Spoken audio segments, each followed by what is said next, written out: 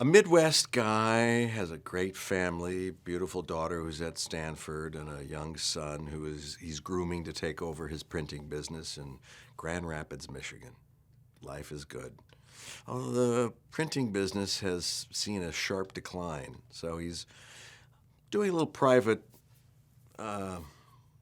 survey of himself, and his self-worth and his relevance is at being tested now. So he's battling with that, and he discovers that his daughter, who he is so close with, is dating some internet zillionaire freakazoid in the form of James Franco.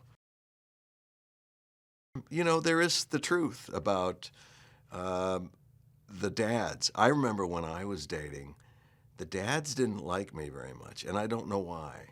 I now know why. Ned wants to be open. You know, it's tough enough as a dad myself to see your child grow up and become an adult. And for us to, after, being responsible for them for all of their lives, and then just voluntarily let go of that grip and, away they go, and the choices they make, and you're, oof, and you're a little fearful of how that's all going to play out. These two guys, Ned Fleming and Laird Mayhew, are different in every way. Level of education, where they were raised, who they were raised by, the principles by which they were raised, everything, the way they live, their taste in music, their generation, everything about them is a complete opposite of each other. So naturally, you'd think that there's going to be friction because they just can't relate to each other in any way. And so instead of having this come together, it's more like he doesn't have a filter. He says whatever he thinks and says whatever he feels. What's great about the Laird character, though, and we really talked about it a lot before we got into production, is that he is not capable of lying. He is clumsy. He is socially crude and hurts feelings sometimes because he just says what is real and what is honest and what is true, and that we know that that's not always the best policy. He can't help it.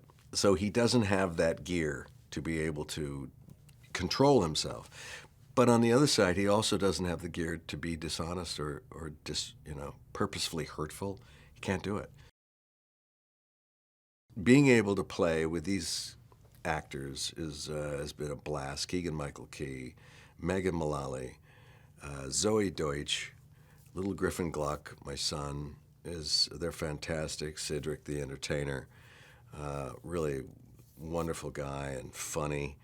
And James Franco, who constantly just comes up and smashes you in the face with comedy. It's funny. I love doing dramatic roles in Trumbo and All the Way, and doing stage and doing film and Breaking Bad. It's fantastic. But you don't have as much fun as you do on a comedy, because the whole idea is to constantly be thinking of different approaches to make something funny. And when your job is to go to work and you laugh and you make other people laugh, that's a good day. The script was funny, and I said, can we work on it? He said, oh man, we're going to work on it until you're sick of it. And I love that. I love the all-in nature to that. John brings a sensibility that is very inviting. He allows the actor the room to fail. And I don't mean that in he's going to fail here. But play, yeah, that's good. Try it, is really his motto. It's been so much fun. God, the permissiveness. We're like children.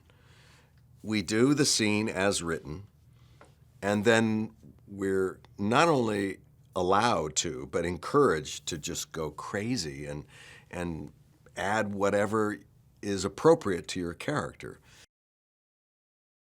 If you leave the theater and you've had a lot of laughs, that's valuable in itself. But if you leave the theater and you have a lot of laughs and you felt something, that's a richer experience. And that's what we hope Why Him will deliver.